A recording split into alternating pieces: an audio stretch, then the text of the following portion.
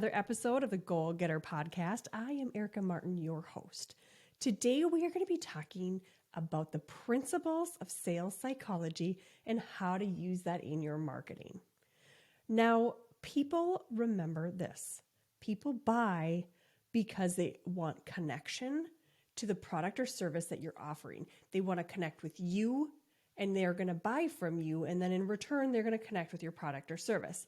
So they want to connect with you first before anything, especially if you have a higher ticket item. They want to connect with you. For example, if you walked into a furniture store and you were going to buy a $10,000 love seat, if you walked in and those people were not nice to you and you had a horrible experience, you felt icky when you walked out, you felt like they were mean to you, you felt emotionally that they didn't jive with with you and your personality and welcomed you in, you would not spend 10 grand on that couch, right? That is part of sales psychology. So let's dive a little bit further into why people buy emotionally over anything else first. So the 6 principles of sales psychology are these exact things. So reciprocity, commitment and consistency, social proof, liking, authority, and scarcity. So how do we use each one of these things into our marketing? So reciprocity, this is an internal pull towards replaying, take it back. This is an internal pull toward repaying what another person has provided us with. So example, if you were going to give somebody a free trial for something or a free offer for something, they then in return are more likely to sign up with something from you because you gave them something for free. So if you have like a membership or a course and you give them like 1 month free or a tiny little bit of your course for free, they will then in return buy from you because you gave them something. So that is something I talk about this inside of my membership program quite often of how can we give people a taste of what we do for free in return for something. And we talk on the whole scale of email marketing, right?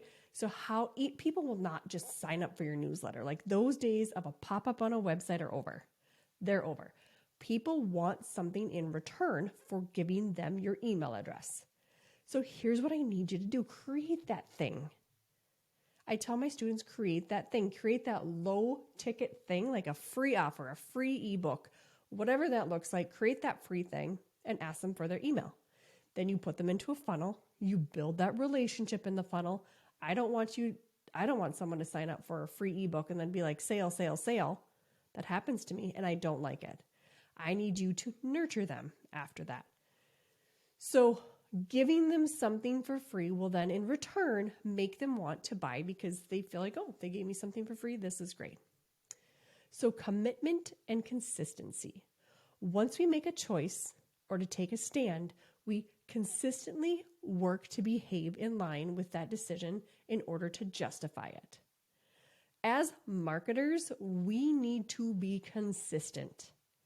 When I come in and I look at a new client or a new student's content, social media platform, the first thing I notice is how inconsistent their social media is.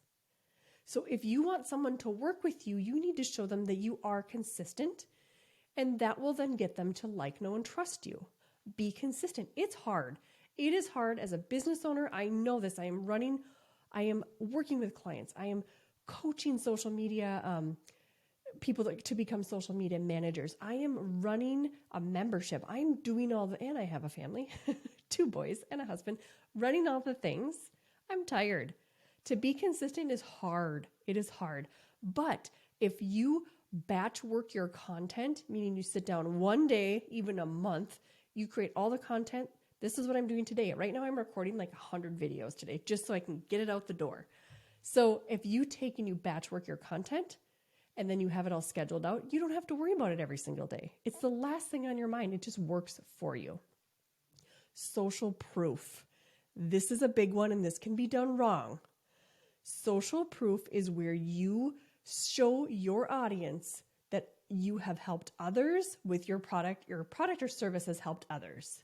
so that you've connected with other people. You've got their testimonial. If you've heard this as testimonial marketing, you've received their testimony, and they have said, yes, working with this person has been awesome. I've, reaped all these great benefits. I feel better. I look better, that whole thing. It's the bandwagon effect of marketing, right? If we can share with people that others have done it, they are likely to jump on the bandwagon. If we can't show that, they're less likely to jump on the bandwagon and try your product or service. So if we say we have helped so many people, that is something that is really beneficial. Now, a lot of people will have on their website, they'll have all these testimonials, and some people go over the top. They're like hundreds of thousands of testimonials. Are they real? I don't know.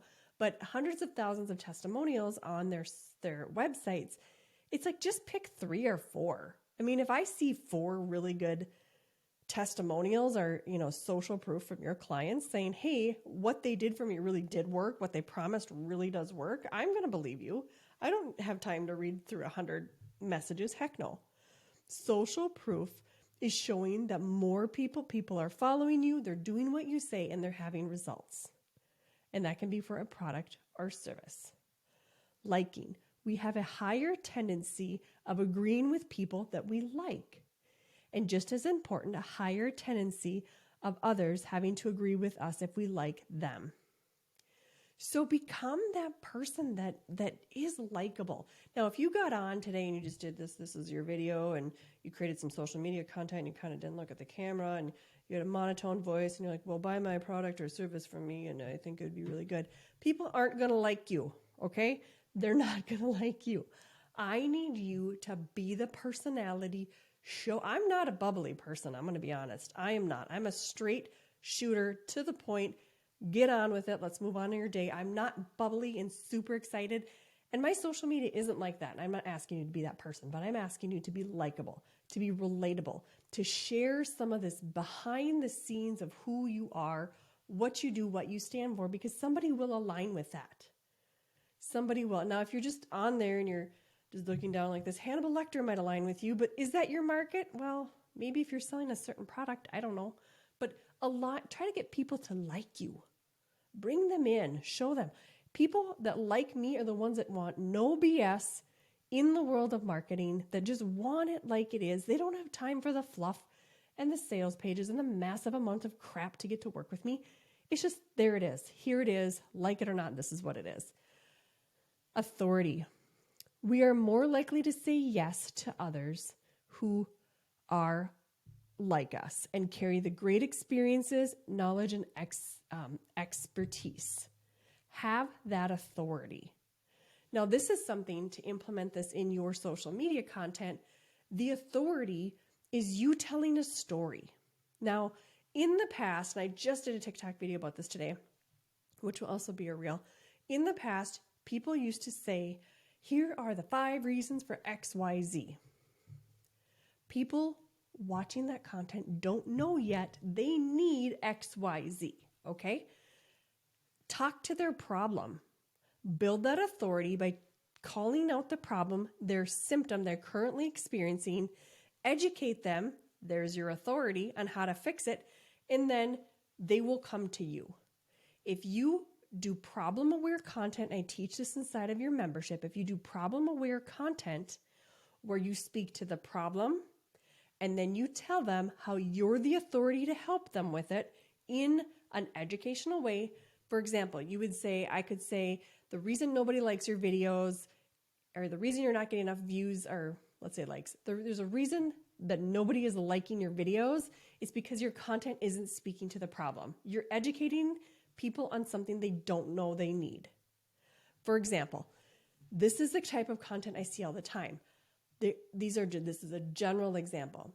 The 3 ways to cure your cold.